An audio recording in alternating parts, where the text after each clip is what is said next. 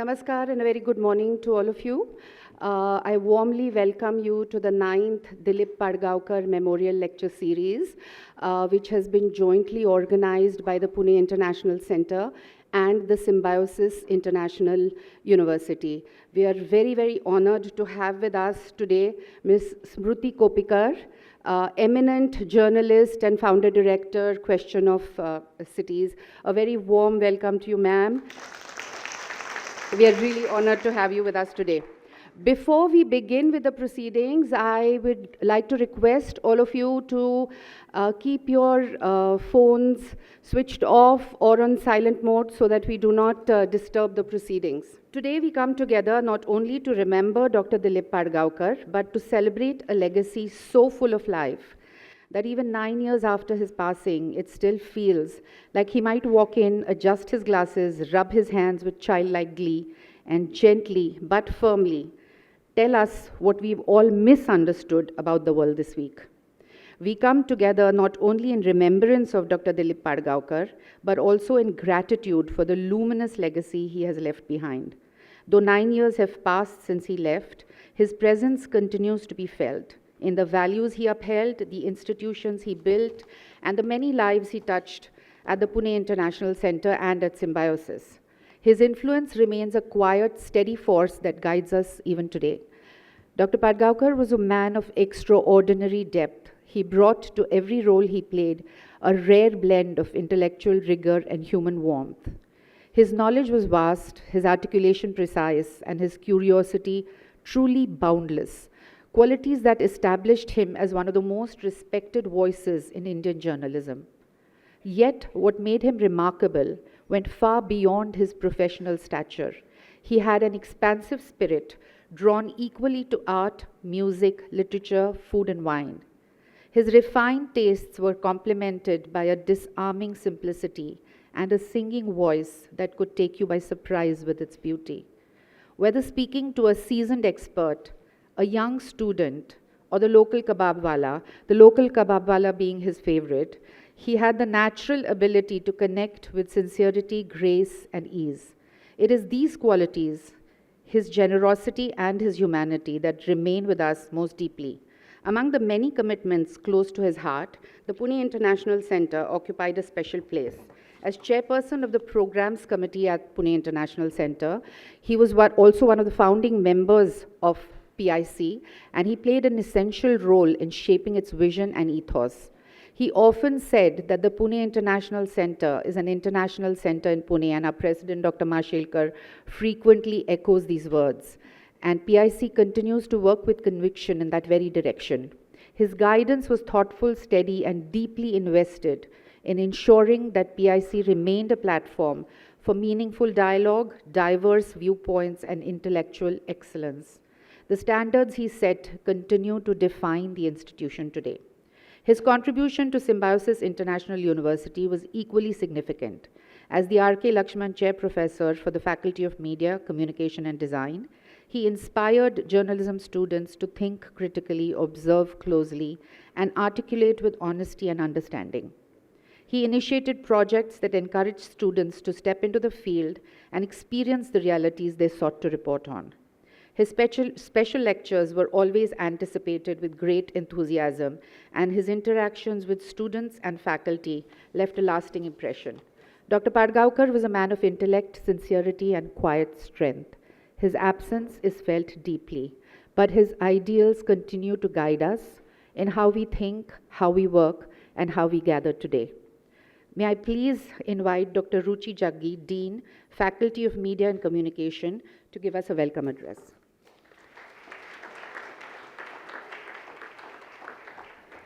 Thank you, Lisa. Good morning, everyone. It's my pleasure to welcome all the distinguished guests on the dais. Our Chancellor, Dr. S.P. Mujumdar, Dr. Mashelkar, our Vice Chancellor, Dr. R. Raman, Ms. Latika Padgaonkar, Director PIC, Major General Nitin Gadkari, and of course, the speaker for today, Ms. Smruti Koppikar, the founding editor of Question of Cities. On behalf of Dr. Vidya Yarwadekar, I am proposing the welcome address on behalf of Symbiosis International University. As Lisa already mentioned, I'm also the Dean at the Faculty of Media and Communication at Symbiosis. And every year it is an honor to be the host discipline at Symbiosis, to be given the opportunity to co-host this lecture on behalf of Symbiosis and collaborate with the Pune International Centre. As Lisa already mentioned, Dr. Padgaonkar was the R.K. Lakshman Chair Professor at the Faculty of Media and Communication. In the few years that he was with us at the Institute, not just at the postgraduate school in Lovely, but also at our undergraduate school in Viman Nagar, his interactions with students and faculty were more than linear conversations on reporting or the state of affairs around. And while as an academic, it may not be good for me to reflect on conversations on fine dining and wine, but I think our students were equally mesmerized by his culinary knowledge that he shared with them, both in lighter vein, but also in a way that he would help them reflect critically on conversations like politics of food. At that point in time, we never really thought that this could kind of go on to shape critical thinking the way it shaped for students in so many ways and the way they could reflect on it. I think we all fondly remember his conversations about the history of jalebi, the Indian sweet. And I think many of us have had those long conversations with Dr. Padgaonkar and how he looked at the politics of how sweets were shaped by the geopolitics and the history of a certain time. While we remember Dr. Padgaonkar's legacy with a lot of fondness, what we also now know that he symbolized something that is a rarity in Indian media today, and that is how satire can be used to have very powerful conversations. I think this is not an age, in many ways, to reflect on satire the same way that we used to, even in classrooms. And therefore, it is also very important to honor his legacy and remember what he stood for in the kind of journalistic discourse that we see around us. Over the years, we have invited very senior journalists, powerful thinkers, who have directly and indirectly been associated with Dr. Padgaonkar to deliver the annual memorial lecture. In 2017, Mr. Rajdeep Sardesai was the first speaker for this memorial series, followed by Mr. Shekhar Gupta, Mr. P. Sainath, Mr. Karan Thapar, Yogita Lemay from the BBC. Last year, it was delivered by Ms. Neerja Chaudhary. A year before that, we had Mr. Girish Kuber delivering this talk. So over the years, what we have tried to do is reflect on the legacy of Dr. Padgaonkar in particular as the conversation in these lectures, but also largely reflect on journalism and the powerful storytelling that continues to inspire a lot of young people to come to this domain, despite the general cynicism which kind of seems to have percolated conversations about journalism and media. And it is in the same spirit that this year's speaker, Smruti Koppikar, who is doing some inspiring work with marginalized communities in climate change, in the haphazard urban development discourses that surround us, becomes one of those inspiring figures who will, of course, talk about her work, reflect on journalism and journalistic practices. But like I spoke to, when we extended this invitation to her, which she so graciously accepted, I think one of the conversations both of us also had is our moral responsibility towards young people who choose to do media over so many other programs, a field that they choose out of their own volition, and how to ensure that they stay inspired. So it is on this very optimistic note that I welcome Smruti to this gathering. I welcome all of you to the annual memorial lecture, and thank you for taking out time. I'm really looking forward to an enlightening session. Thank you so very much. Thank you, Ruchi. We'd now like to felicitate our guest. May I request Dr. Mujumdar to felicitate Ms. Smruti Koppikar on behalf of the Symbiosis International University.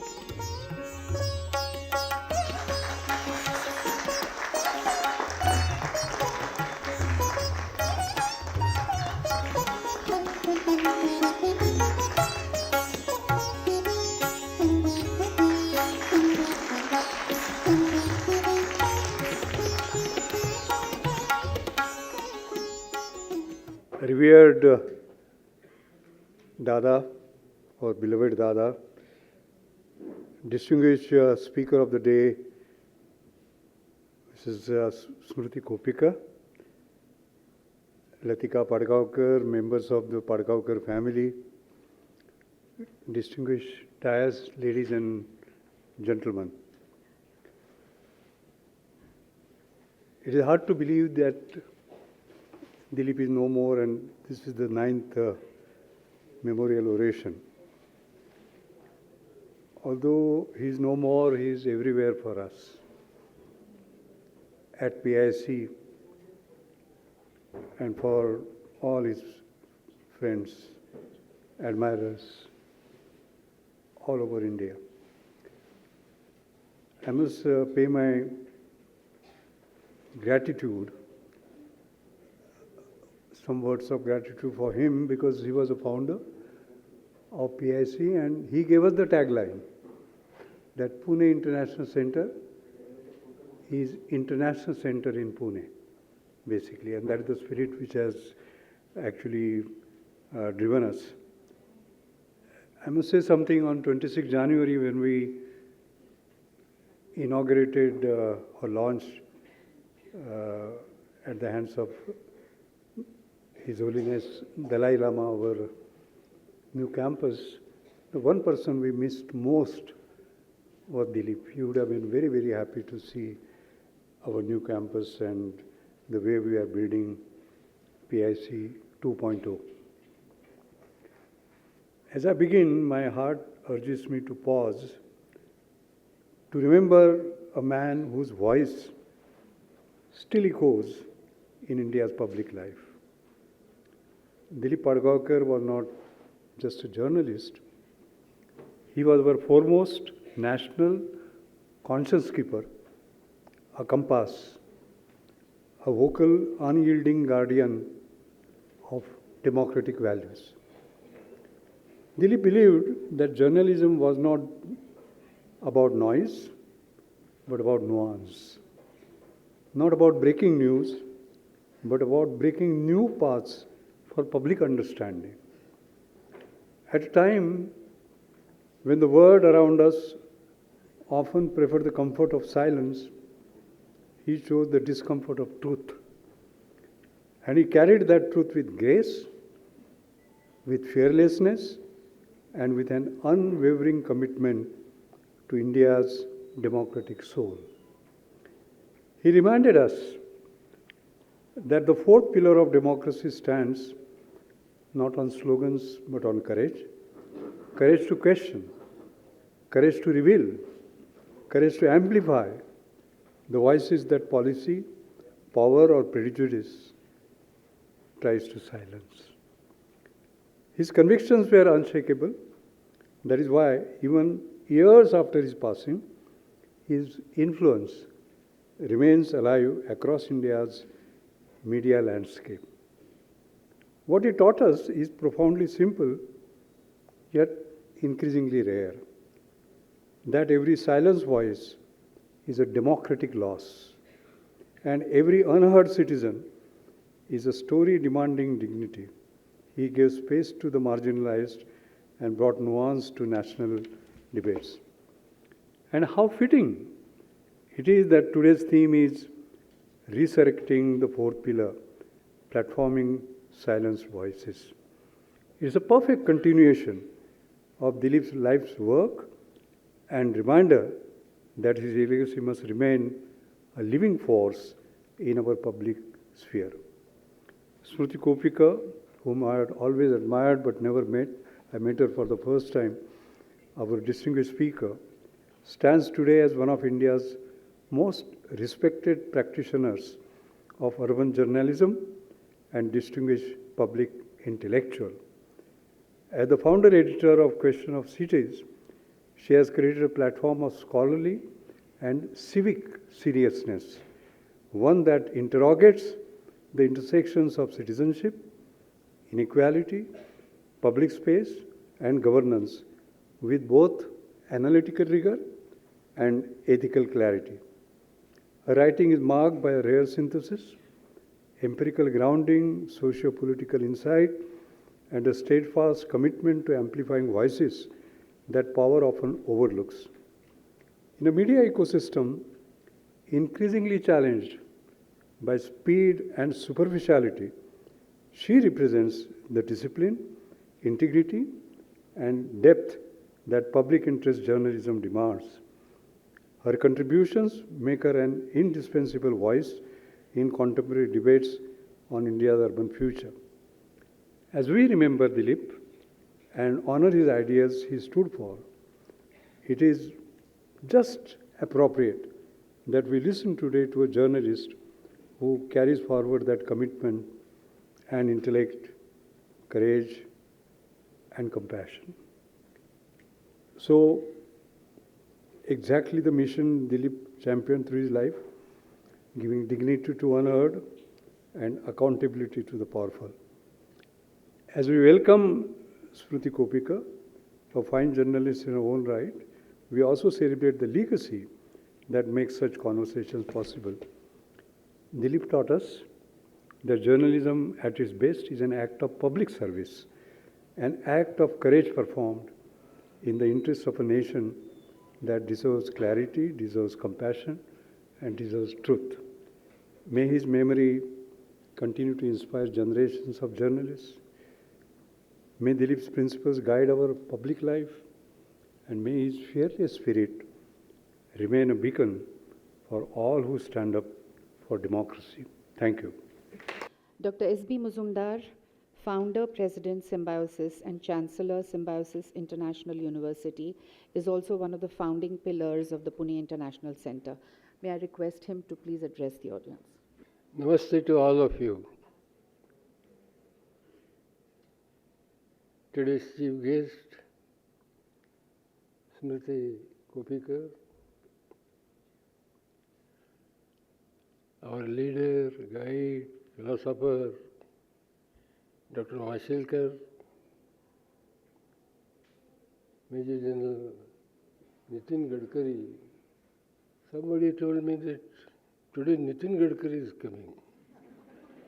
Then I thought, Major General Nitin Gadkari. Our Vice Chancellor, Dr. Raman, Lalita, the Director of School of Media and Communication, Ruchi Jiggi, ladies and gentlemen, and my dear students,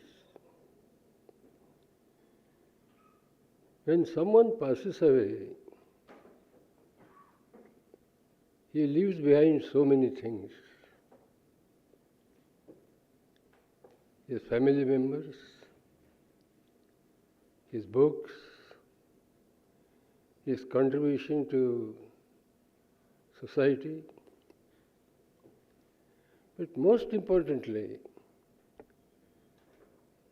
those who were his friends, well-wishers, those who worked with him, he leaves behind memories. And for the last 9 years, we have been experiencing every speaker telling something about his association with Dileep, his interaction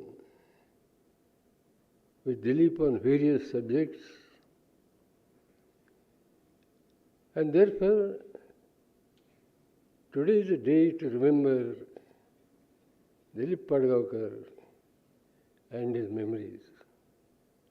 Let me first pay tributes to him, and I am glad that behind organizing Dileep Padgaonkar's Memorial Lecture, his wife Lalita is the brain behind. It was she who selects the speakers. And you might have remembered that so many eminent journalists have addressed this gathering. For example, Ramajas Sardesai, Gupta, and so many others.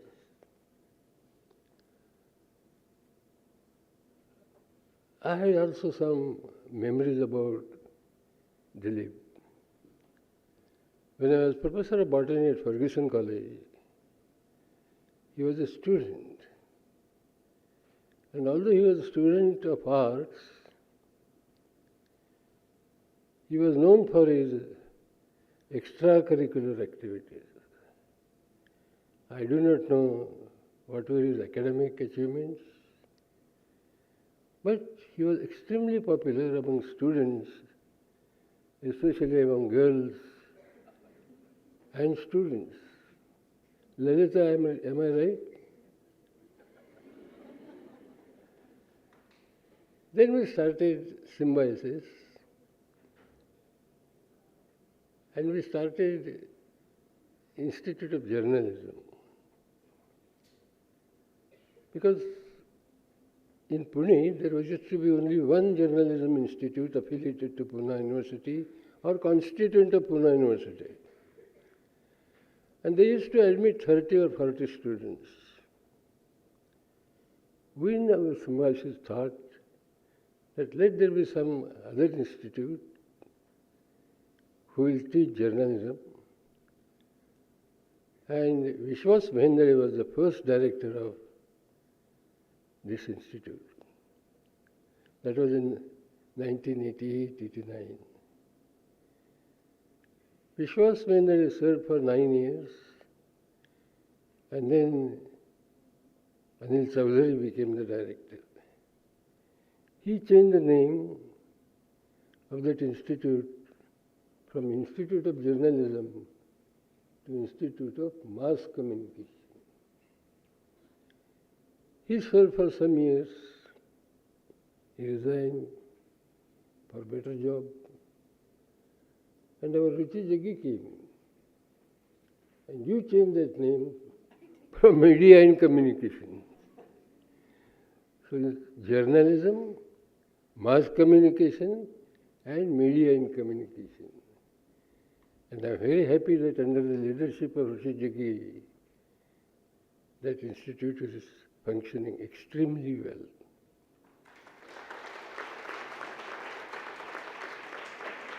Dear students, thank you.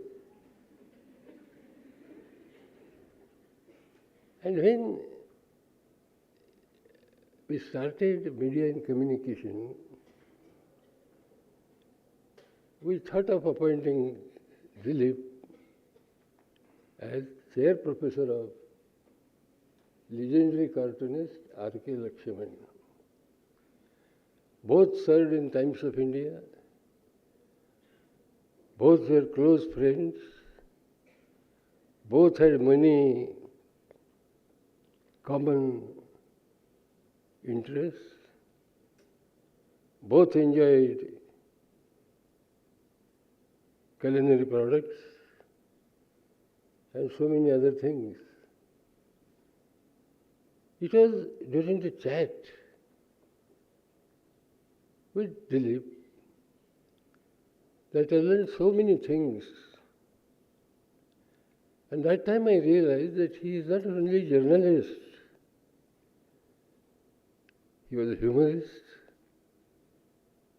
he was a humanist, he was a historian, he was widely travelled and collected many rare mementos. So he had a multifaceted personality. And when Dr. Mashelkar, others, Dr. Kelkar, Dr. V.G. Deshmukh, Mohan Dharia, thought of opening Pune International Centre, naturally Dr. Mashelkar's choice of enrolling Dileep Padgaonkar as the founder trustee fell on Dr. Padgaonkar. And he did so many things as program director. It was under his guidance and leadership that so many excellent programs, speeches, cultural programs were organized under the aegis of Pune International Centre. He was, in a way, what should I say? He had all subjects which were known to him, and therefore, had he been today alive, he would have been extremely happy because to see a building built under the leadership of Dr. Mashelkar for Pune International Centre. He was passionately after having a separate building, because all our meetings were conducted in Pune International Centre. So many things, so many memories, so many anecdotes come in our minds. And therefore, it is but natural that he will be remembered, re-remembered and remembered every year. There are many ways to perpetuate the memories of departed souls. Some create statues, some give scholarships, some people build buildings. But PIC thought it rightly, that we should have Dileep Padgaonkar Memorial Lecture series. And here is a well-known figure in journalism who has written so many articles in different newspapers, including, I think, Indian Express. So, I do not want to stand between you and Mr. Koppikar. I again pay my great tributes to a person who was friend to all, but enemy of none. Thank you.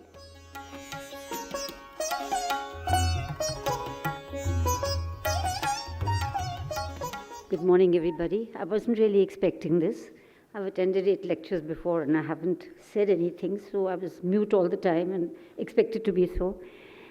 But naturally, I begin with a big thanks, gratitude to both PIC as well as Symbiosis, and to all the people who are on the dais for having come, and to Smruti Koppikar for having accepted. Now I've said all the noble things. I'll tell you 2 little abnormal things which are funny, because we've mentioned R.K. Lakshman, Chair Professor. So let me just tell you 2 little things that Dileep and R.K. Lakshman came together on. Way back in the 70s, when Dileep was in Times of India in Mumbai, he had a small room and Lakshman had a big room. And Lakshman was at one end of the corridor and Dileep was at another end of the corridor. It had rained heavily, and there were patches of water everywhere, pools of water. So when it stopped raining, R.K. Lakshman very loudly called Dileep, "Dileep, come here." So Dileep went. "Yes, sir, what can I do? What can I do?" He says, "Come here, stand next to me." And Mr. R.K. Lakshman was standing at the window, his hands behind his back. And he says, "What do you see downstairs?" So he says, "Nothing, just a normal thing." He says, "You don't know how to look? Look, there are patches of water there. What do you see next to it?" So he says, "What? Some birds?" "No." He says, "There's a group of crows. One is going in, drinking the water, flapping his wings and coming out. He's bathing. then the next one is doing it. You see, each one is doing it one after the other. Here we have democracy and crows. So it was one after the other. That one I remember very well, democracy and crows. The other one was when Dileep and Mr. R.K. Lakshman went on a trip around Maharashtra. And Dileep was supposed to do the writing of certain unusual aspects of what he had seen in Maharashtra, and R.K. Lakshman was supposed to do the cartoons. Now, everyone jumped on R.K. Lakshman because they knew him. They didn't know Dileep that well. So, come to our house, come for food, we'd put up a program for you. R.K. Lakshman got fed up after some time. So he says, now we are going to have a big dinner for you, said the people. So he tells my husband, tell them, today is my Wednesday. So Dileep said that, what, Wednesday? He said, I don't eat. I said, but he said, there's no such thing as my Wednesday. Yes, Monday, yes, Thursday, yes, Saturday, but no one says, this is my Monday and I don't eat. Amaza Budhwar hai. So no, people started laughing. Acha, you don't want to come, is that it? So I thought I'd just tell you these two little things. I mean, there are many little stories like that, but Dileep was a great one for amusing others. And he did it without offending, but he really was a mimic.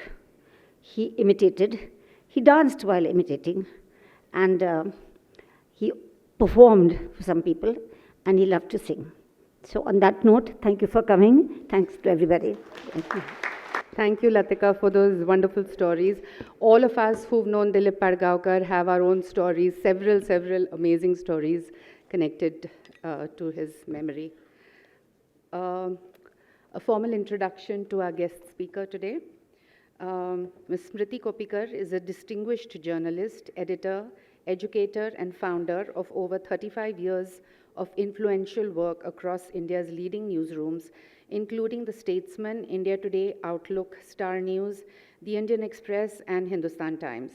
Widely respected for her incisive political reporting and pioneering urban journalism, she has authored several landmark stories, from exposing the forces behind the Mumbai riots to uncovering the mafia's penetration into Mumbai's economy, political realignments, and land scandals.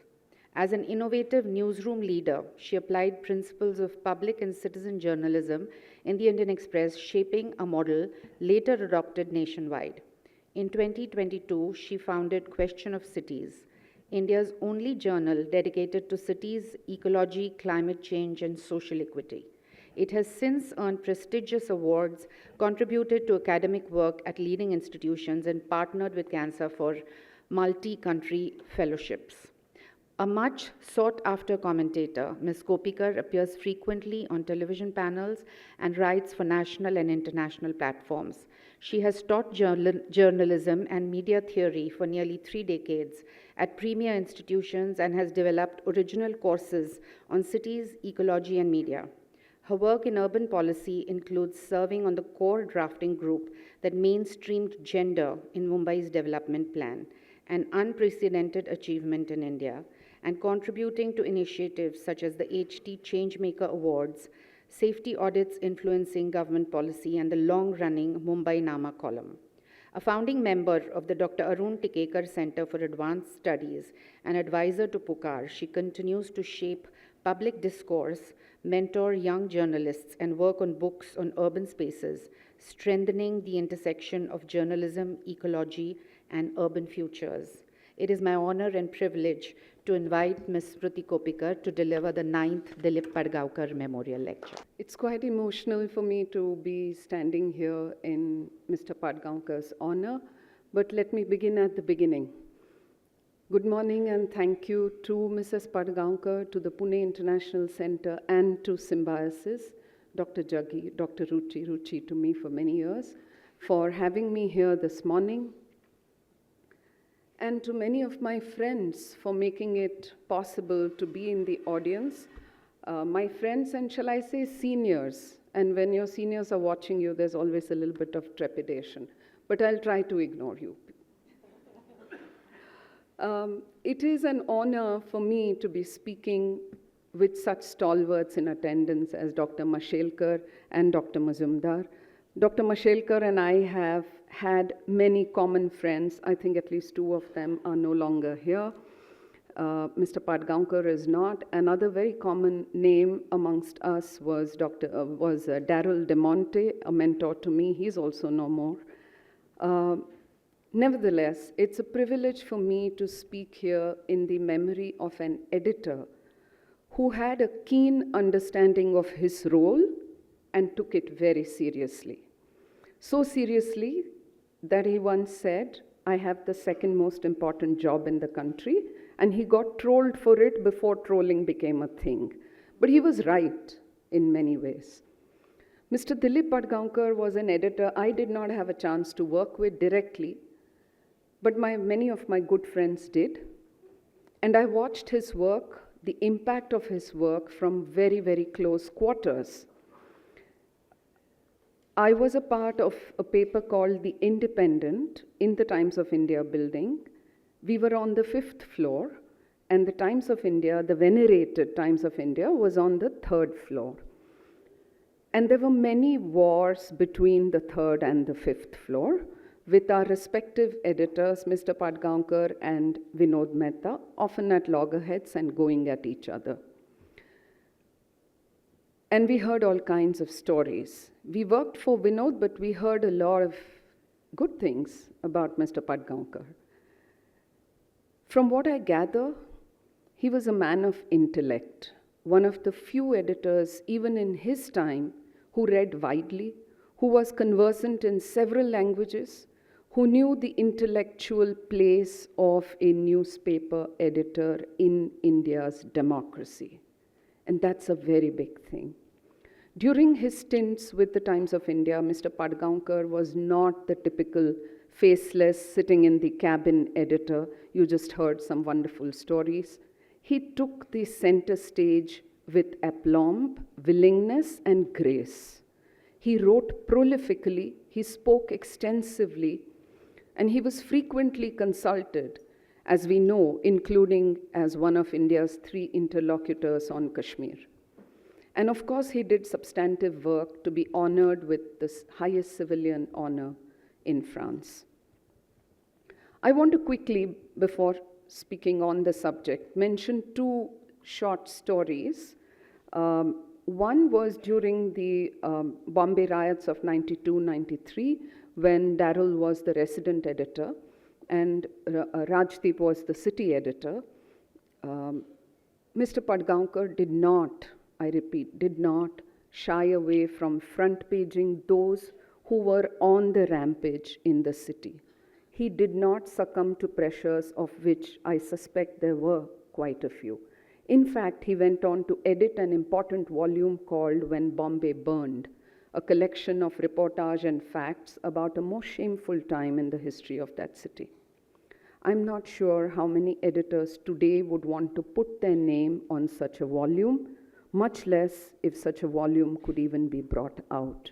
And this has something to do with the topic that we are on today, about issues and people that get silenced. The second story is a really short one about Mr. Padgaonkar being the editor-in-chief at a time when the Times of India launched a very prestigious fellowship. He had a hand in selecting journalists who worked on non-typical news subjects like rural reporting, rural affairs. At least 2 of those fellows went on to do enormously good work. One of them, I believe, was a speaker here, Mr. Sainath. Those stories got display and prominence at a time when the reader of the paper was being redefined and possibly being narrowed down to elite sections of our society. And I think we must recognize that Mr. Padgaonkar had a big hand in making rural reporting visible long before it actually became so. And so with that, I come to today's topic. Allow me to start with the obvious. Sometimes it's necessary to restate the obvious, the fundamentals of journalism as the fourth estate. The first I place before you is public interest. Journalism, we are told, ought to give space and voice to the voiceless. But are there truly the voiceless in our society, or are they the silenced and the unheard? Lifting that veil of silence and giving them their voice, I believe, is one of the key functions of a journalist editor. Public interest defines the very core of journalism. Not private interest, not profit interest, not power interest, not player interest, where journalism becomes a player in power games, but public interest. That's the reason for journalism to exist and function. All our work must be guided by public interest. Who is the public? We've had academics like sociologists Wright Mills, Neil Postman give us very insightful definitions. I'm not going there just now. But briefly, they could be any of the marginalized. Who are the marginalized? Anyone who can be defined marginalized in terms of their access to resources, incomes, education, ownerships of assets, even opportunities. In India, the scheduled castes, scheduled tribes, and the OBCs make up 70%, 70+% of the population. They're probably less than 10% of our news content. Women. We did not have a census when we should have had, but estimates are that there are 686 million women in India, India's population of 1.4 billion.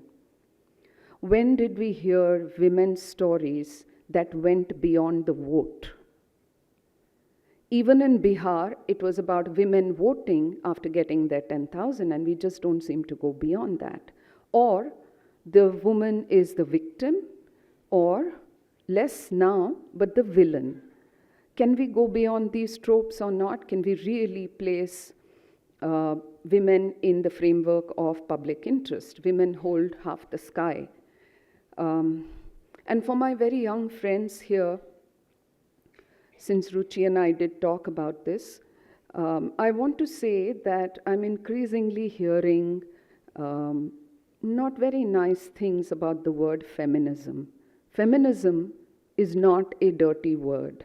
If you say you are not a feminist, I would ask you to go back and look at what feminism actually means. It never meant, it does not mean being the same as men. It doesn't mean taking away men's space and jobs. At its heart, what it means is equality and freedom of choice for women. Some of you may be aware, but I need to restate this, especially for my young friends. Till about 70, 80 years ago, women around the world, not just in India, in fact, India women got the right to vote much early in our democracy. In many countries of the world, including the United States, a woman could not open a bank account or get a card on her own name if she did not have a man's name with her, right? And so don't diss feminism, whatever else you do.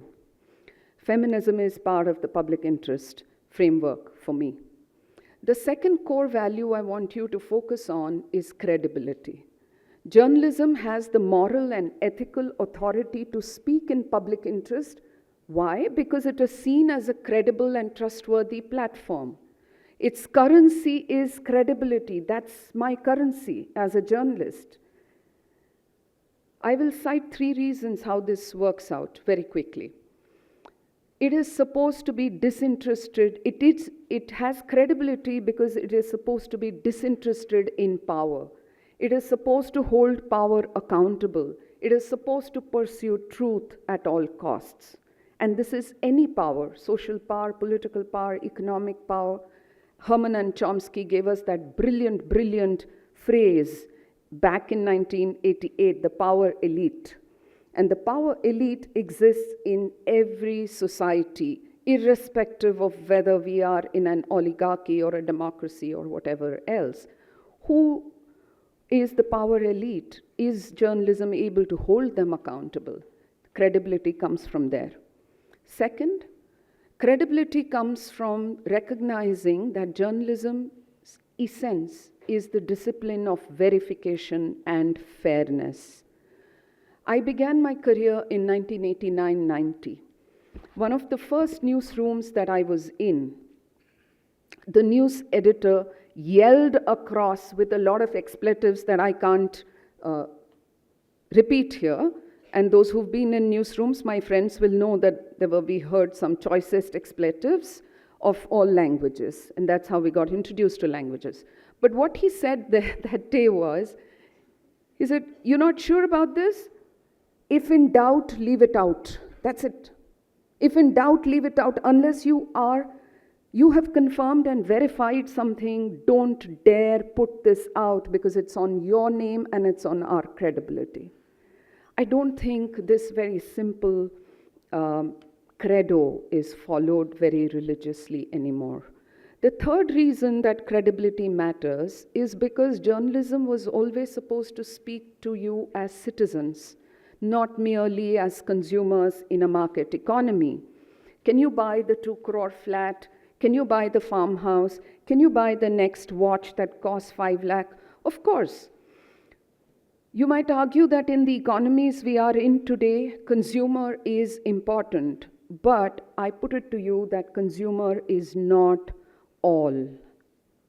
Addressing people as citizens, social citizens, civic citizens, cultural citizens, is what allowed journalism to come into its own as the fourth estate of democracy.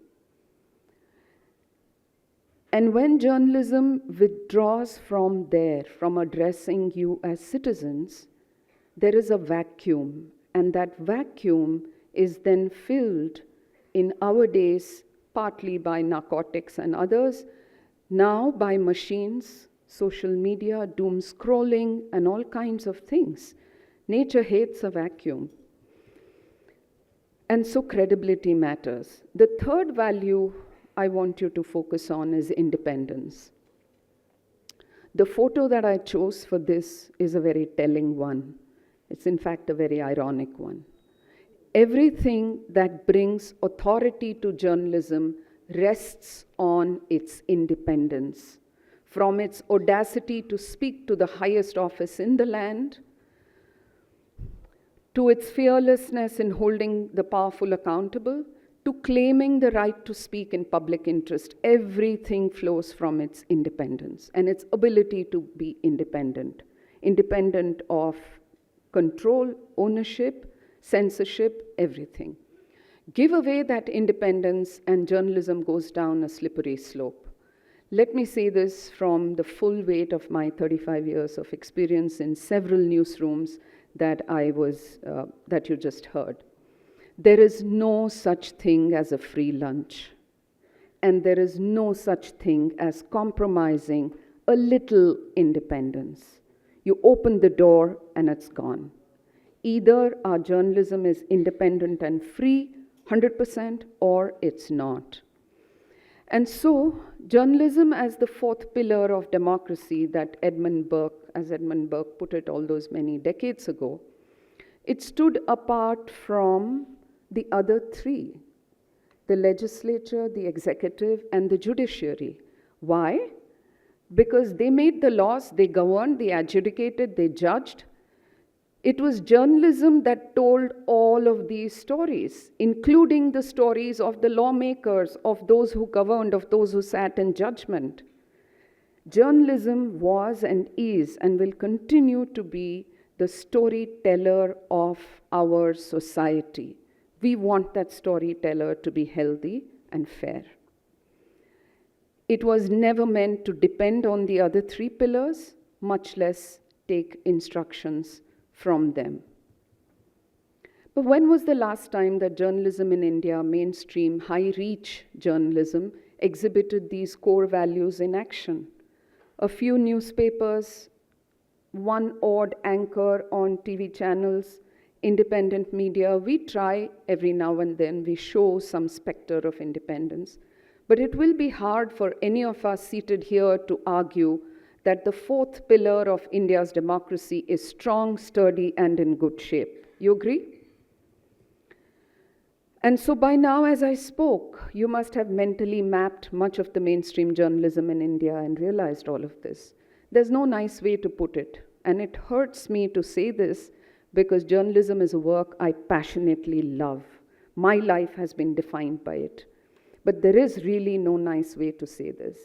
The fourth pillar is crumbling, it's falling, it's decaying from within, and it's under attack from the outside. India ranks 151 out of 180 countries in the 225 World Press Freedom Index. Reporters Sans Frontières called it very serious. Below India are Bhutan, Pakistan, China, Russia, Afghanistan, Syria, and North Korea. That doesn't sound like great company to me. None of these, but here's what's important, none of these countries are democracies with journalism having to perform that critical role. India is. What has corroded our fourth pillar clearly, therefore, are, number one, the loss of independence. Flowing from that, the loss of credibility that has made much of our journalism a sort of laughing stock. People watch it now for entertainment, for time pass. No, that's not what journalism is. It should be more than that. And third, the erosion of its ethical and moral authority to speak in public interest. And as we watched, journalism ceded the space to other professions: public relations, propaganda, political advertising, embedded or paid journalism, news influencers in the digital media, and more. You'll agree with me that far from being the watchdog it was supposed to be, it has sunk lower than what even lapdogs would not. The decline, I must add this, the decline did not start in 2014, as it is fashionable to discuss in many forums, but it has certainly accelerated in the last decade. Journalism's relationship with power has been and will be the most defining element of its independence and credibility. This relationship determines its ability and willingness to pursue and tell the truth. This relationship allows it to either place public interest at the heart of its work or abdicate it. This relationship gives it the inner strength to be the fourth pillar. Independence from power is key to reclaiming, resurrecting our journalism. Not having independence has hurt not just journalism, but has hurt society, has hurt the country. It is one element we've seen slide. People have often asked me, why is it that journalists are so negative? Why don't you write good things about people in power? Because they talk about the good things they have done. They don't need journalists to talk about the good things they do.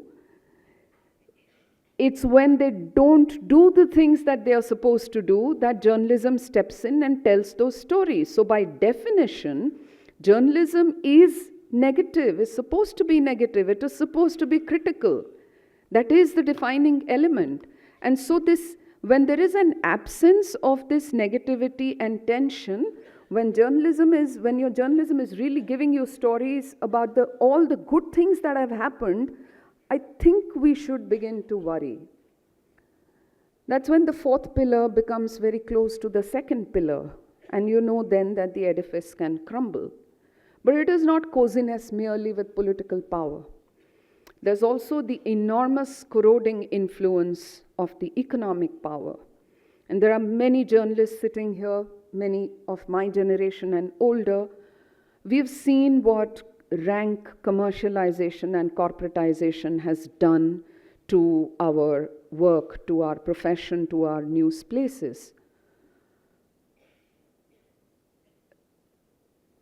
the blame for this is not with individual journalists, especially those at the junior and mid levels. To some extent, it is with top editors, owners, and to an extent with the professional management, which has begun to apply the metrics of other industries to journalism, such as return on investment, bottom line, top line, market shares. Okay? Research and journalism cannot be measured by these, or at least cannot be measured by these alone. They carry a social value, they are social capital. If today's journalism were to be read or seen 50 years later, what will be the representation of our time? What will be the stories of our time? Whose stories is our journalism choosing to tell? Those of the powerful or those of the silenced? Those of the power elite or those of the millions of everyday people like you and me and the marginalized? Is it asking questions or is it shying away from asking questions? These are deliberate choices being made in newsrooms, multiple newsrooms every day and night, every hour as we speak. Yet another shift has occurred, and that is the rise of social media and news influencers as primary news platforms. There are a host of differences between legacy journalism and the journalism that is largely pushed out by algorithms on social media. This has done two things primarily. It has placed opinion above verified information, and that has led to filter bubbles, echo chambers, and we know we are suffering the consequences of that. The second thing it has done is critical. It has erased the line between reason and reactiveness, between critical thinking and blind acceptance, between scholarship and ignorance. Scholarship of the kind that Mr. Padgaonkar stood for. And so what happens on, say, Instagram or TikTok today? The great scientist, Dr. Mashelkar, appears just as important or unimportant as a 20-year-old something who is holding forth on the virtue of ethanol in petrol. Who do you believe? How do you find the truth? Right? And this is it's a conundrum. We need the social media, we cannot wish it away, and yet it has hurt journalism in specific ways, particularly by taking away its credibility.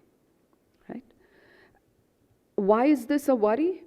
Across the world, you're seeing those numbers, if you can read them, the one in blue and the one in red, Facebook, all of the social media being more important than the traditional platforms of news. In India, this was 2016. This is 2024, Statista. Between the top three, Facebook, Instagram, and YouTube, 70% of news audiences are on these platforms today. Either we do better journalism on these platforms, or we say we give up on journalism altogether. This is worldwide, and this is India. You can see newspapers is number 3 and 4. People are getting the news. TV viewership is down. And the way people get news now, according to the Reuters study of Journalism 2025 report, nearly 3 in every 4 Indians are showing a strong to regular preference for smartphones to access their news on social media platforms. So it's not that we are using the smartphone to access the credible legacy journalism. We are using smartphones to access journalism from individual, independent, all kinds of sources. And this has brought about a structural change in journalism. The rise of content creators, influencers, and personality-driven content.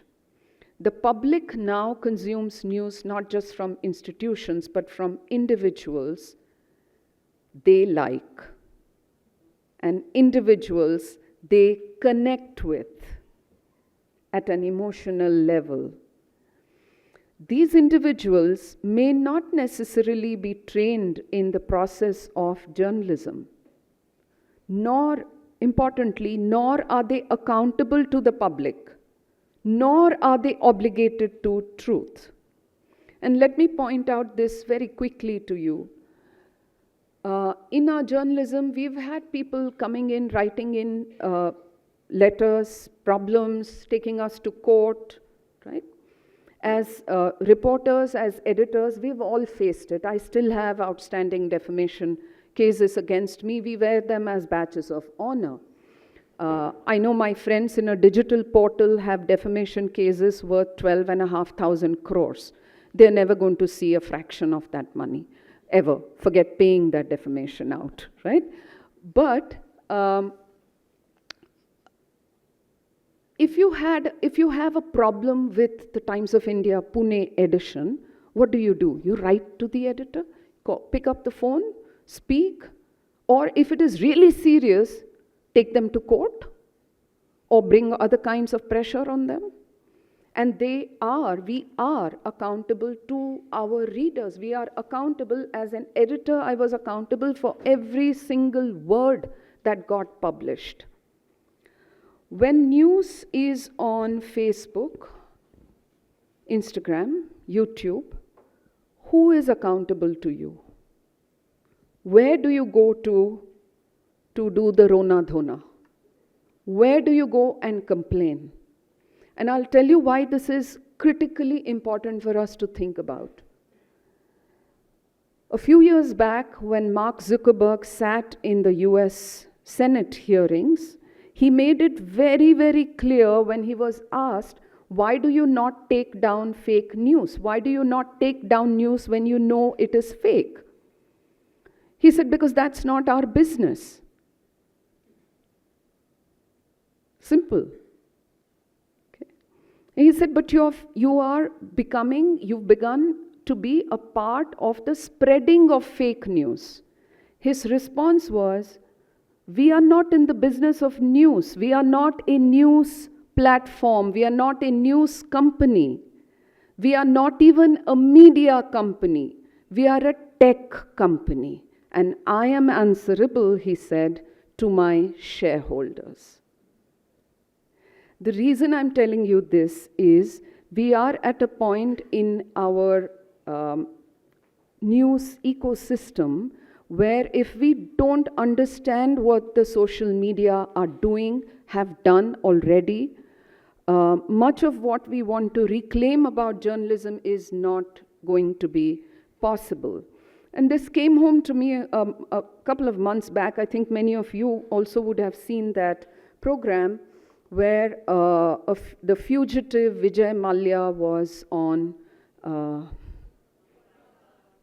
correct, yes, with a news influencer for a 4-hour program.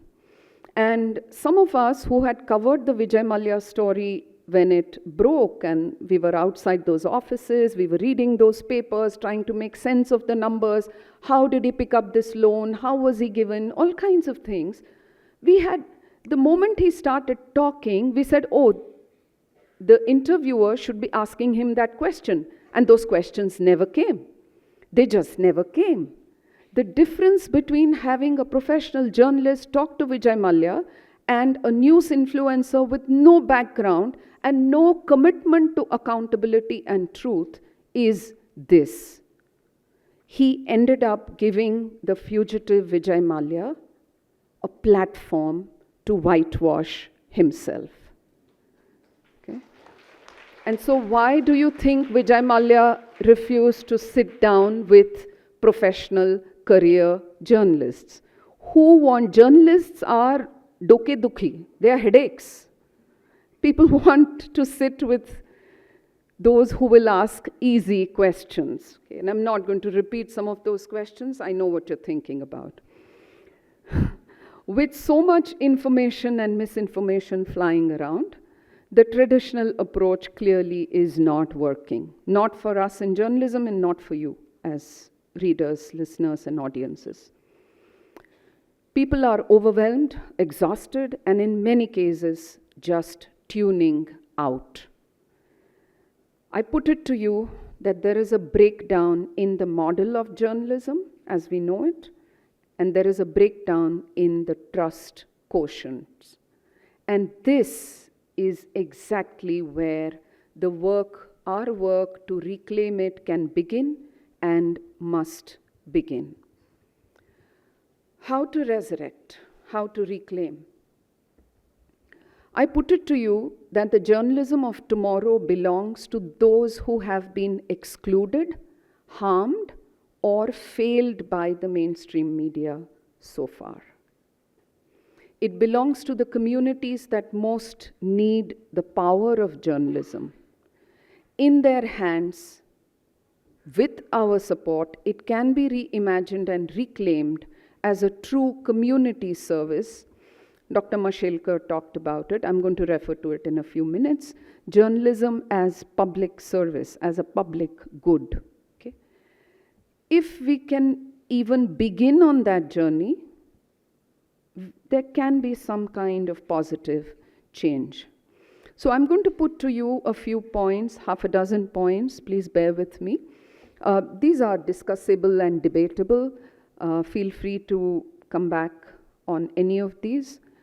The first is, I'm saying, expand journalism in order to strengthen the fourth pillar. Individual journalists cannot resurrect or repair it on their own. Individual editors, never mind what powers we have in the newsroom, but individual editors cannot do it. Collectives can.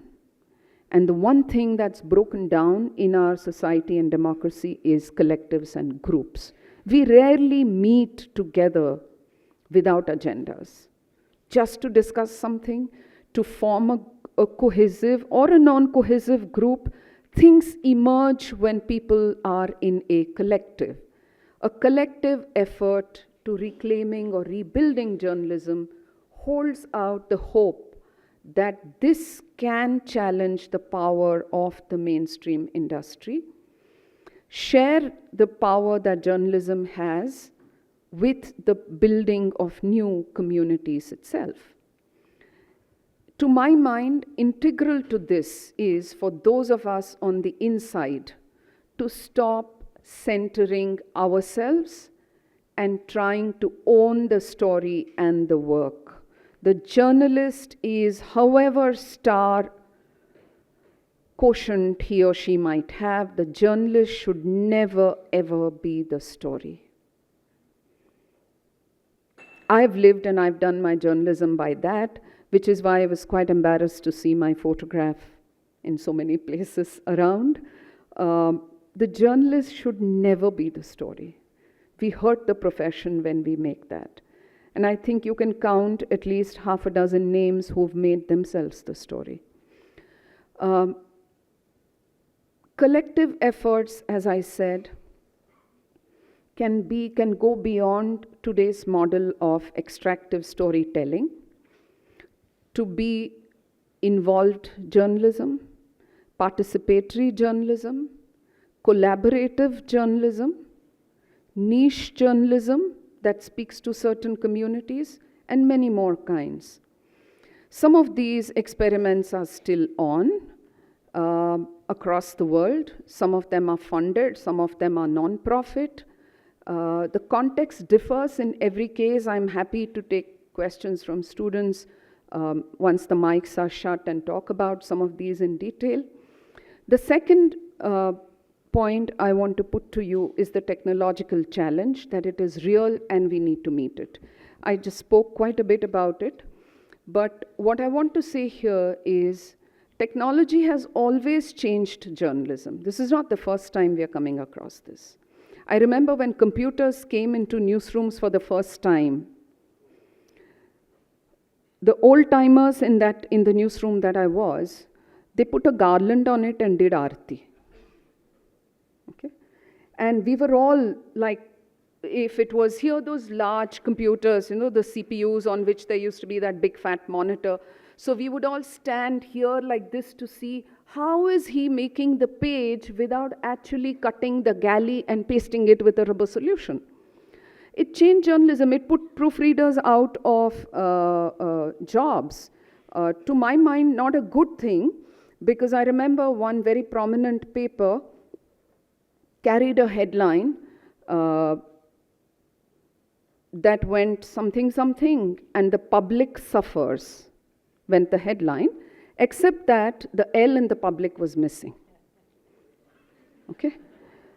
It passed the computer test, because the computer read it as a legit word. Okay? So spell check, theek ho gaya, word sab theek ho gaya. We sent it for printing, it got printed. And there, on the front page of this extremely esteemed newspaper, for everybody to see the next morning, was this headline of public suffers without the L in the public. Okay? I don't think anybody lived down that day. Nobody wanted to get back to the newsroom. Everybody feared what would happen. Memos were served, salaries were cut, but yeah, you can't put the L back there, no? And so technology has always impacted and come into journalism, and I'm just talking of the last 30, 40 years, okay? There is nothing to fear it. When computers came, we were told that editors would be unnecessary. I think today all journalism organizations I know are top heavy. They have more editors than reporters on the ground. Okay? And so the thing about technology is it's like fire. That fire was the first technology. It's like the wheel. What do you want to use it for? It's like the knife. What do you want to use it for? Technology by itself cannot corrode journalism, cannot take away anything from journalism unless we allow it to. What do we use that technology for? It's the same Instagram. Do I want to use it to promote the wealthiest woman in the country and her latest fashion trends? Or do I want to use that same Instagram to tell stories of young women across the country who have battled patriarchy in their families to come to cities and make something of their lives? The choice is always mine. The choice is always ours. So let's not blame technology. Let's see what the challenges are and meet them, right?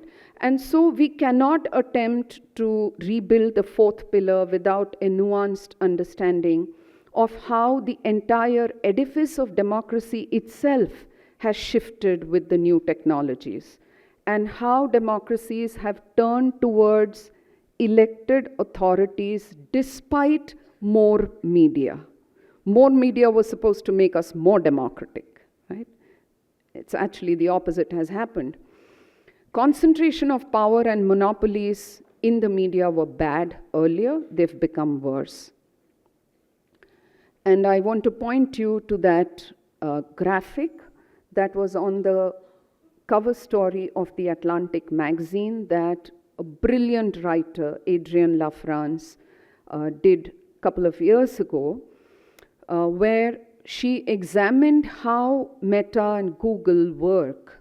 And she said, and I quote, that they are the largest autocracy on earth. Treat it like a hostile foreign power, not just as a communication platform. I'll leave it there for now. The next point is rebuilding the local community.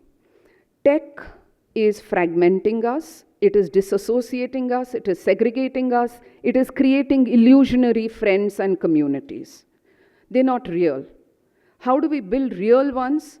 We go back to what our grandparents did. Drop the phone, turn off social media, go out for 2 hours, meet people, talk about nothing really, doesn't matter. Pollution in Pune, very bad. Pollution in Bombay, worse. The Arabian Sea has stopped doing its work for Bombay, as you know. right? It used to clear the air, it has now stopped doing that. And so Bombay's pollution is as worse, Mumbai's pollution is as worse as Delhi or Pune. Go to public places, do public activities. Why is this important? Because journalism does not exist in a vacuum. It exists in a community. If that community is scattered, that journalism will cease to matter. And I want to take a little bit of time here to talk about question of cities because Ruchi asked me to do that. I came to question of cities as an idea after spending, as you know, 25 years in newsrooms covering, mainstream newsrooms covering cities and urban issues, from crime, sex, Bollywood to housing, labor, everything. What struck me is that while newspapers and immediate journalism is extremely important and we need it for day-to-day decisions, what doesn't get done in newspapers by virtue of its production cycles is an in-depth look at specific issues. To my mind, the big burning issue of our time is climate change and ecology, especially the way we are building cities. So whether you are India's richest industrialist trying to take off in a private jet, or a farmer working the fields, or a thelawala who is selling vada pav and bhel, or a municipal worker who has to go down into the drains to clear them, or the women vegetable vendors, every one of us, or all of you college goers, us working people, all of us, everybody is impacted by climate change. Climate change is taking all the problems we had all these years and making them worse.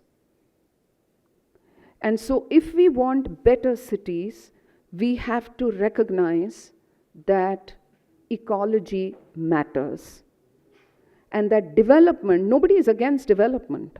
Please, let's have development. But what kind of development is the question?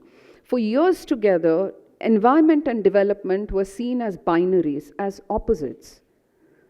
They had that luxury to see it that way. We don't. We don't. And so how should urban development now course correct itself and change its trajectory? One way is to look at urban development in terms of nature, nature-based development, nature-led development. Let me give you a very small, tiny example. You've heard that the BMC in Bombay and in Mumbai and the government, state government is planning to open up the buffer zone, eco-sensitive zone around the Sanjay Gandhi National Park. Right? Open up for what? For private construction, for commercial interests, for putting cafeterias and tourist facilities. Okay? They've gone and put out a plan on which there have been, I think, more than 50, 60 objections. But something as simple as one of the zones that they opened up for development is a corridor of the natural life, natural wildlife in that corridor, in that space. That spot has 3 streams flowing across. None of this is reflected in the plan. Now imagine that somebody, a private developer, goes and picks up plots, constructs, puts the compound. What happens? He stopped the streams. He stopped the corridors. You had a leopard in Pune hanging around the city some days back, right? It was part of that corridor. He was trying to walk that corridor which he thought was his. And so it's not just about the wildlife, it's also about us. How do we sustain in cities when rainfall, aggregate rainfall has increased? We're getting more rainfall than we used to earlier. Nearly every city in India is doing this, and believe you me, we have done an enormous amount of work on this in question of cities. Every city in India is getting more rainfall than it did even 10 years ago. But you know what is the pattern?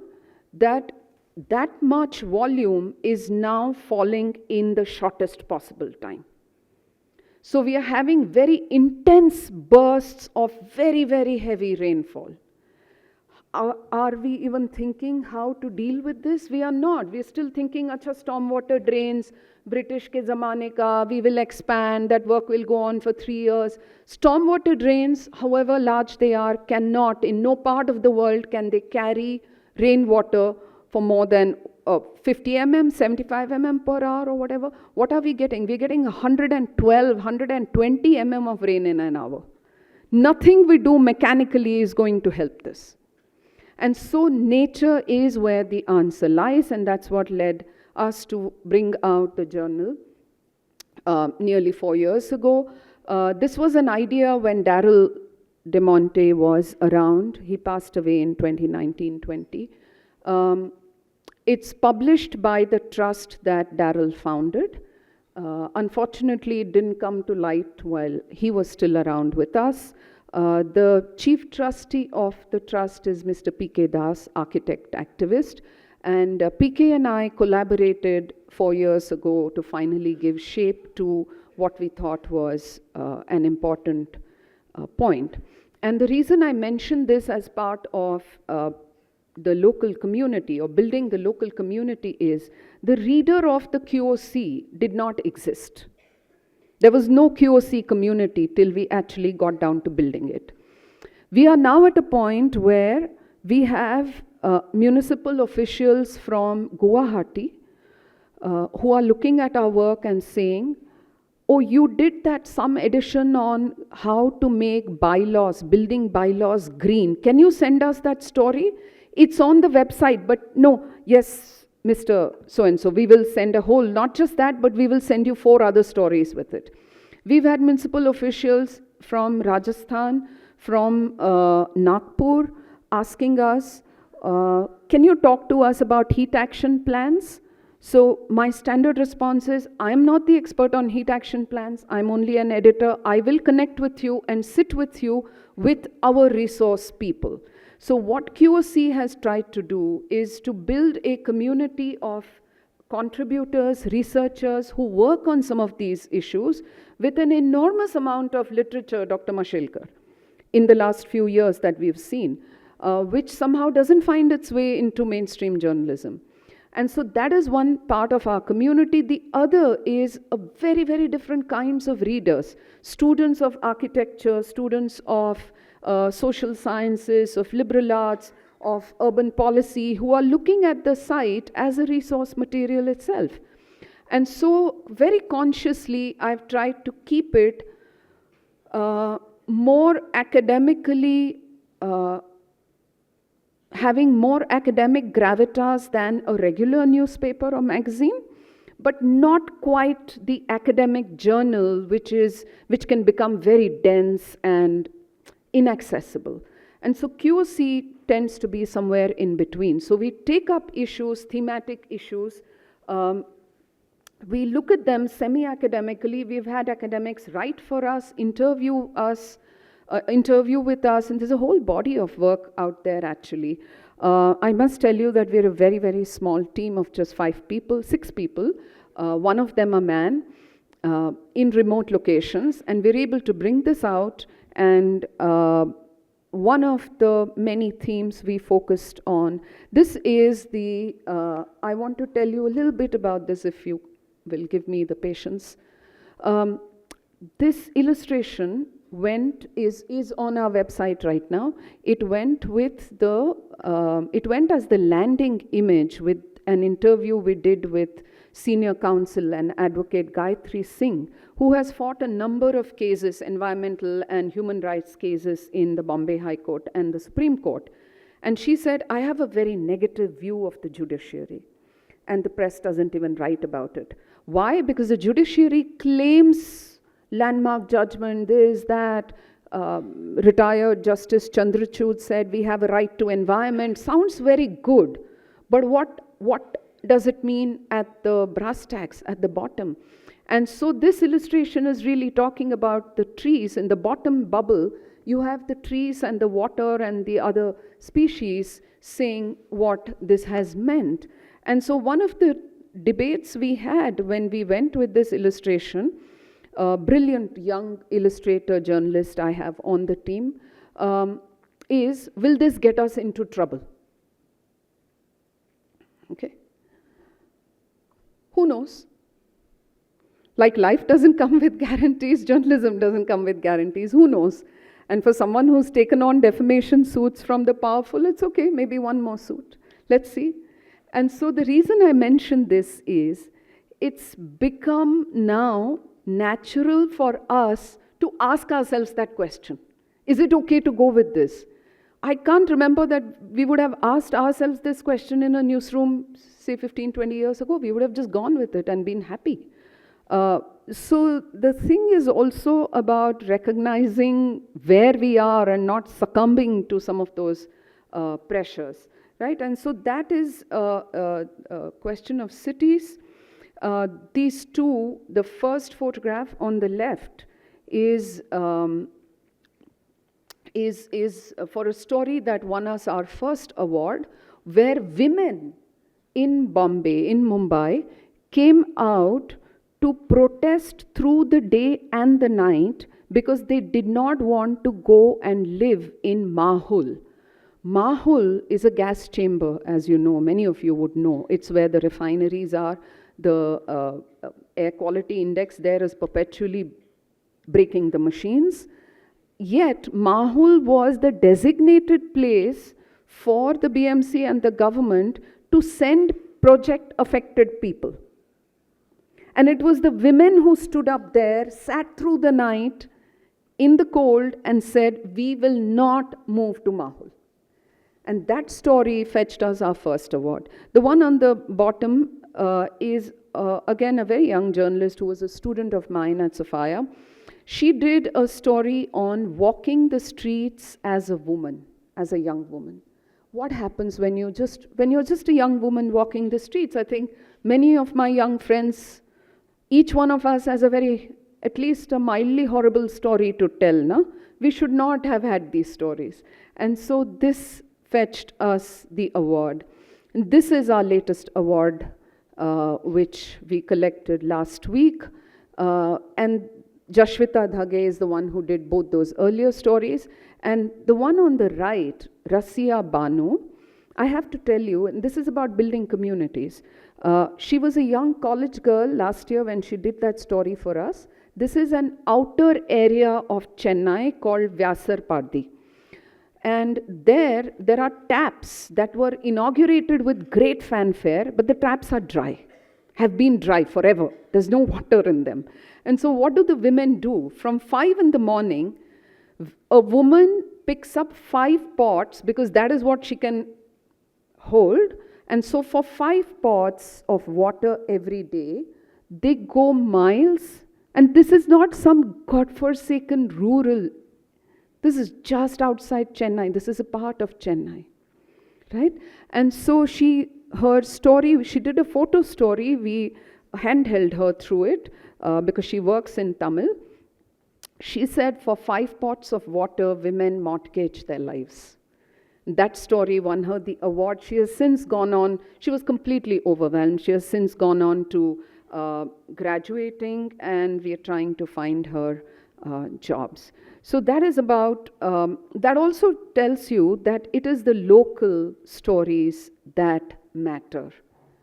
The local really, really matters. In these large national stories, we often tend to forget that really the stories that matter and move us are the local ones, and journalism just has to find a way to make them cool again.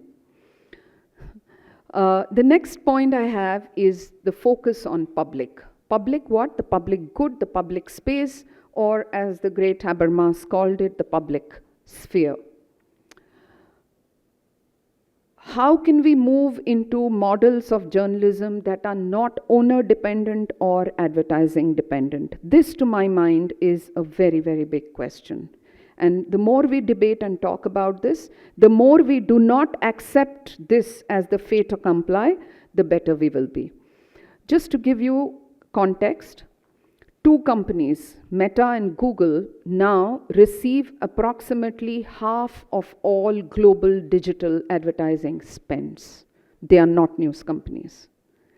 Over the past 10 years, in the last 5 years, global newspaper advertising revenue has dropped by half.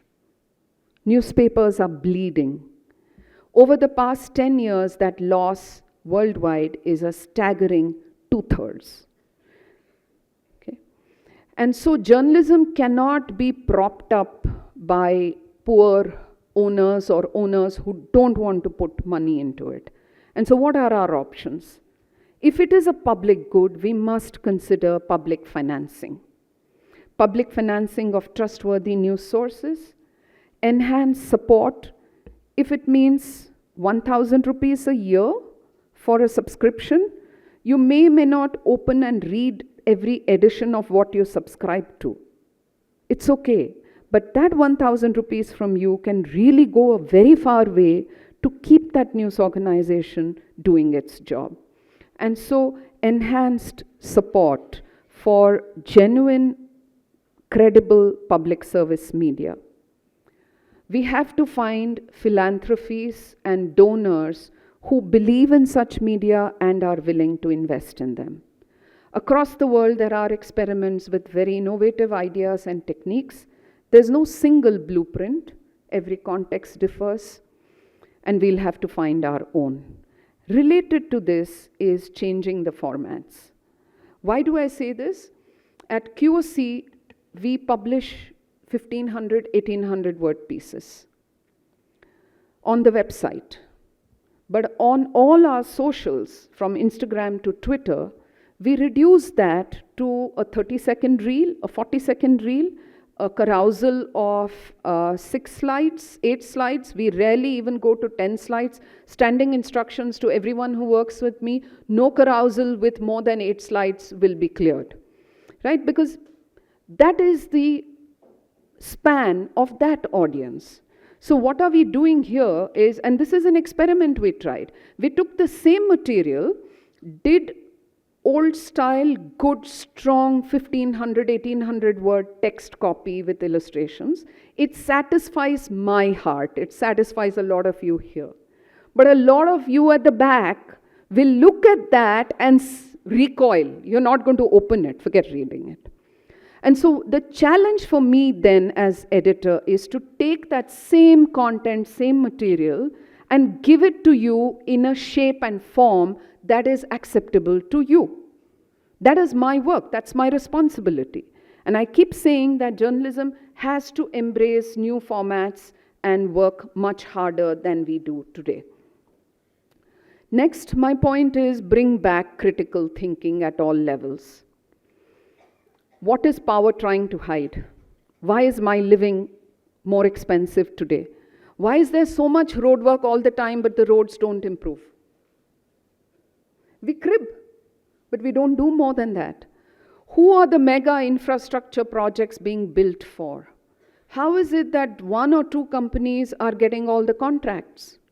Which stories are getting into our media and which are not? Which are being gate-kept? All of these questions are critical thinking. What is it? It is the ability to ask questions of the answers. Those in power will give you answers. The journalists and people should have the ability to question the answers, not accept everything as gospel. Then understand power and do power mapping. That table is there, and I'm happy to share it with whoever wants it later. If journalism's independence is defined by its relationship with power, it becomes a part of my job to understand how power exists, how it works, what different kinds of powers can be used, and by whom, what do they look like in real life? And so when power is, let me just take the first 2 there. When power is used by coercion, it looks like influencing people via threats and punishments. We had the Honorable Deputy Chief Minister of our very progressive state give out a threat a few days back, right? Yeah. And so that is what this power looks like. It's power by coercion. Power through charisma, an influential personality with confidence and charm. Okay? That power works brilliantly, as we all know. And so we have to do power mapping in journalism to understand the different kinds of power so that we are able to deal with it. And the final three, get stories of people. Send reporters out into the field, pound the pavements, as they say. It's much easier, and I will tell you this with all honesty, it is much, much cheaper to get 3 talking heads, put them across a table, and run a panel discussion where everybody is at each other's throat. You have a great end of the evening entertainment. The news company doesn't spend very much on that. And everything seems okay, except that it is not. When opinions replace information, we are in very dangerous territory. Where does actual information stories come from? They come from outside. There is no substitute, which is why I'm one of the few, I'm a minority, I'm not scared of AI. AI cannot substitute a reporter. AI cannot substitute plumbers and electricians. AI also cannot substitute a reporter. To get real good journalism stories that move, that inform, you would have to go out and get those stories. AI is not going to be able to do that for you. It may be able to write a better story for you at the end of it, but it won't get that story. And therefore, pound the pavements. It's a conscious decision. And this came to me through my own experiences, very many, but I'm not going there because we have short on time. And then embrace the niche as the future. The niche journalism is the future. You know, for many of us, including me, my generation, the niche was always the books, right? We picked up books on international affairs or on defense or on sociology or fiction or something. Journalism was the generic overall space. We got everything about everything. That model, like I said, is not working. And so journalism will have to go more niche. And people have understood that. You have digital portals now only on human rights. You have them only for minority stories. You have them only tracking corporates. Or QOC, Question of Cities, is very much a niche journal. And so going niche is probably the future. And my last is, let's all go back to reading, actual reading. Reading is, it's the raw material. It is the fertilizer. Without that, we are a poorer society and a poorer journalism, right? We have to get back to serious reading, find ways, and this, I think, is a bigger challenge for teachers and educators. I'm an educator, and I know one of the things a student told me while I was on a jury is, I said, which was the last fiction book you read for a course on literature and language? And he said, I didn't read any book. I said, how did you do this course then? I said, I got summaries of all the books. Okay? I said, where did you read the summaries? ChatGPT. Okay? And so how do we cancel the machines and bring back reading as truly reading ought to be, right? And so what I've placed before you are a few ways to reclaim journalism. Small, quiet, slow, deliberate, but public ways to rebuild some part of that fourth pillar. I want to conclude by saying this. It is clear now that journalism has become a propaganda tool for the wealthy and the autocrats to shape public opinion to serve their own interests. In this context, the idea that journalism can be a public good rooted in independence, credibility, accountability sounds radical. It is not. That's how journalism was supposed to be. We have to make it work that way, and I hope it will come to pass in my lifetime. Thank you very much for your patience. Thank you, Smruti ma'am, for that wonderful lecture with a lot of points for our students to take and for our all the attendees here to think about. I think we just have time for about 2-3 questions. Mics are already there in the auditorium. So if you have any questions, you can, for Smruti ma'am, you can start off. Please identify yourself and then ask the question. There is one hand over there. Very good afternoon, ma'am, and the esteemed panelists. My name is Shujita Chakravarti, and I'm a student of journalism in SIMC. I wanted to ask, ma'am, that you mentioned that the inclusion and practice of news influencers and social media is a conundrum.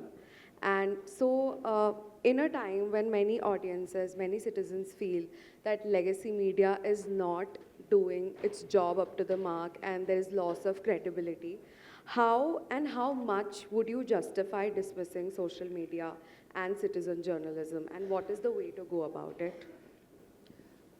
Very quickly, I think more legacy journalists from the legacy field, more of us who know our journalism must get into social media. That is number one, clearly. A lot of us have been shying away from it, initially treating it with disdain, dismissing it.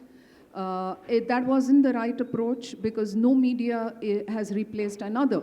Radio did not replace newspapers, television did not replace the radio, social media, digital media did not replace the television. So no media is actually replacing. What is happening is we've had newer ways and newer platforms of telling that same story.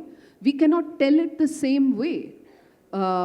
We began writing news stories that were 650, 700 words long. As far as I know, no news story today in any of the major papers is more than 350, 400 words long. What will you tell in 400 words?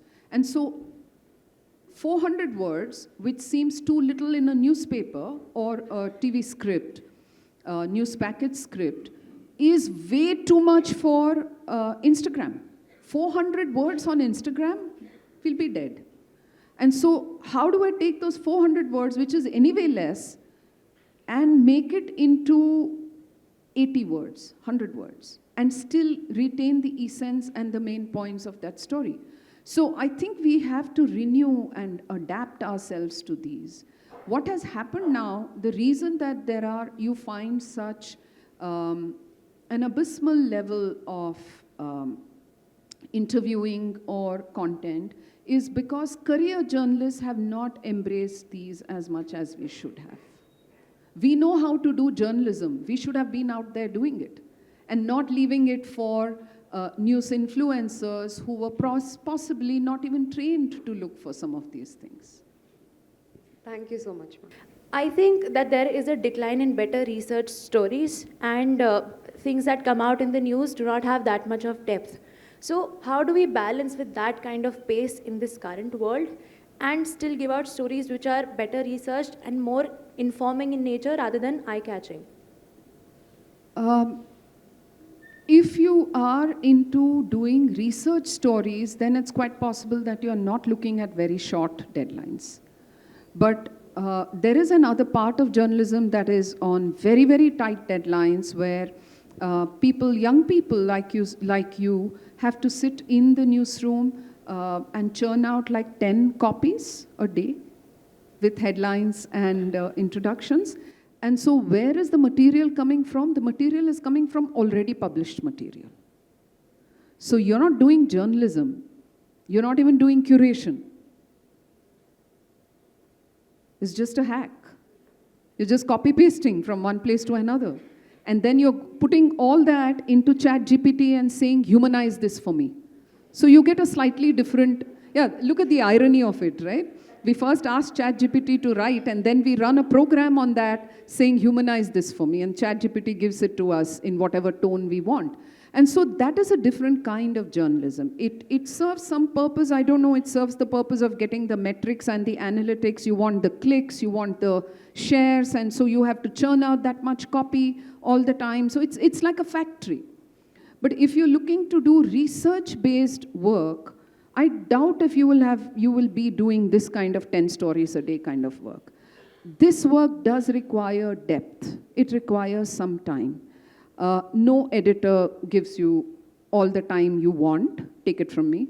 I've been on both sides of the line. You have to find the time. The trick is to tell the story to the editor when more than half of your research is done.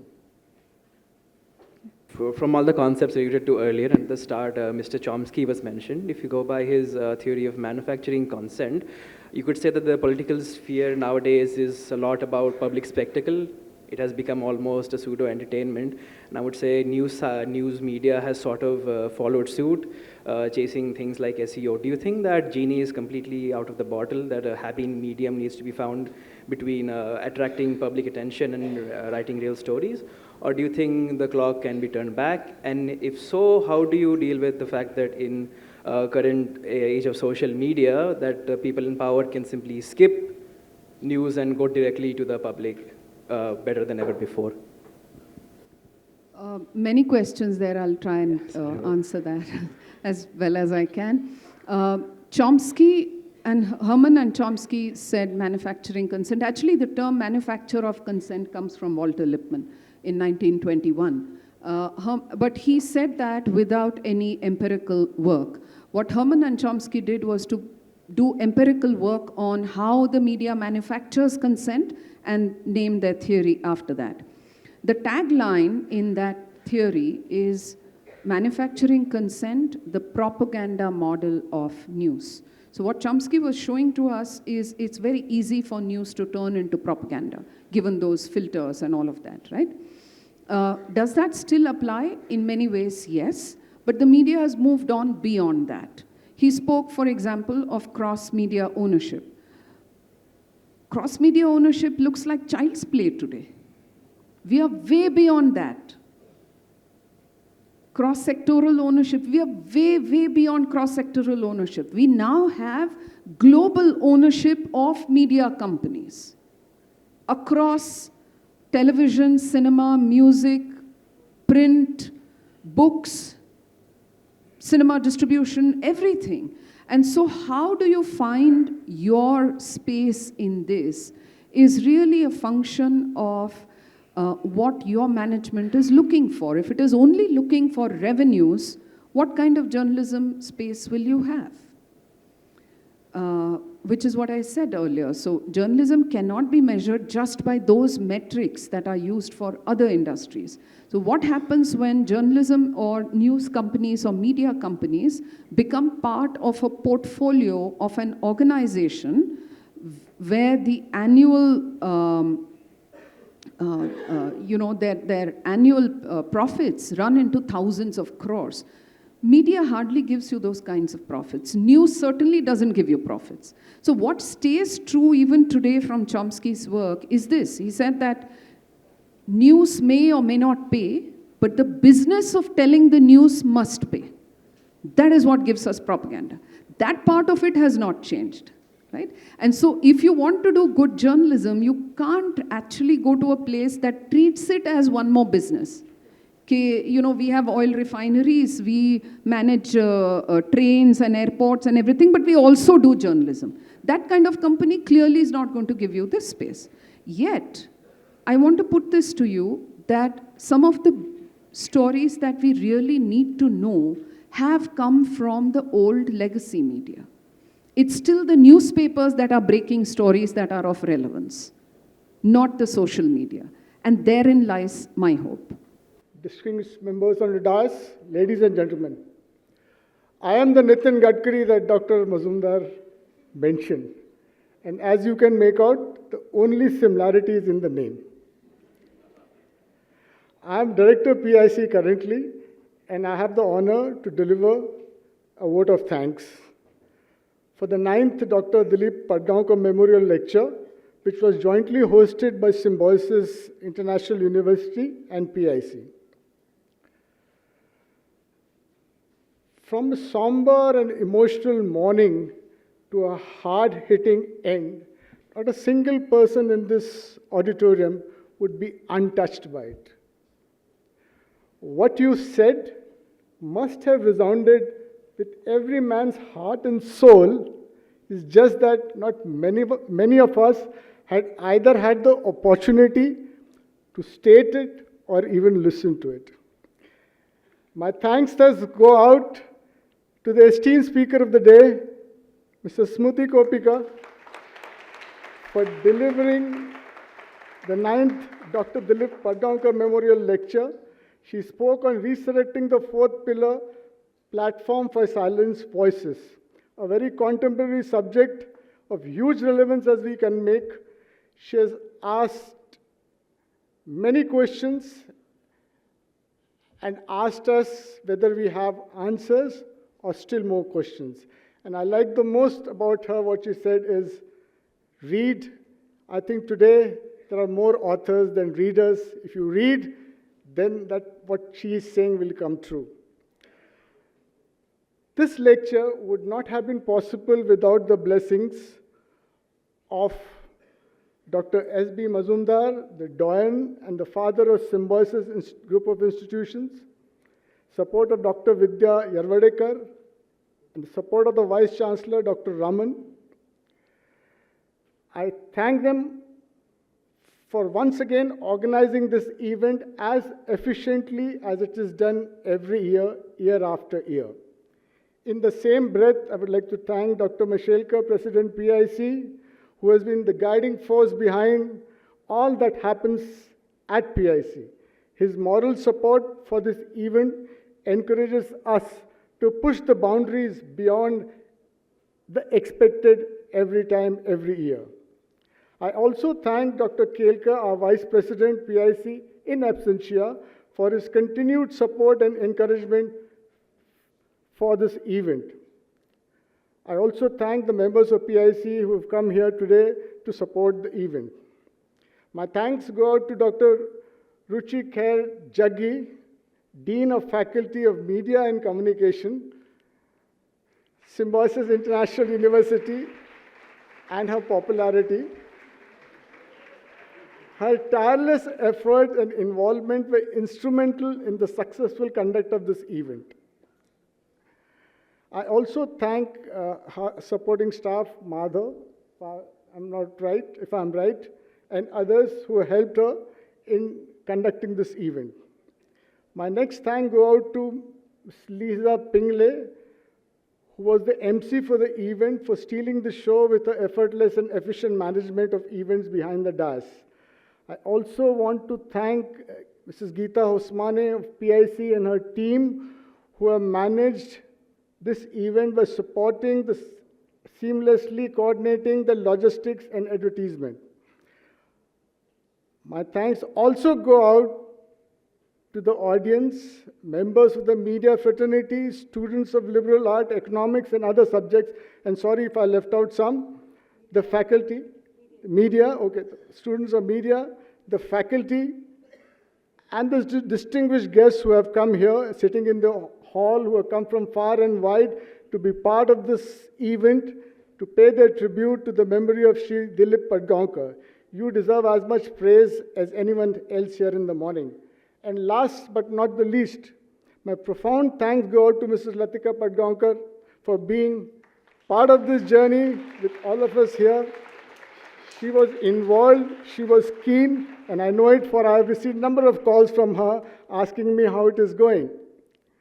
Thank you, ma'am, for being in the living spirit behind this event. As we conclude, let us reaffirm our commitment to the values that defined Dr. Dileep Padgaonkar's life work: integrity, courage, and objective journalism, and strive to carry forward his enduring legacy. Thank you and Jai Hind.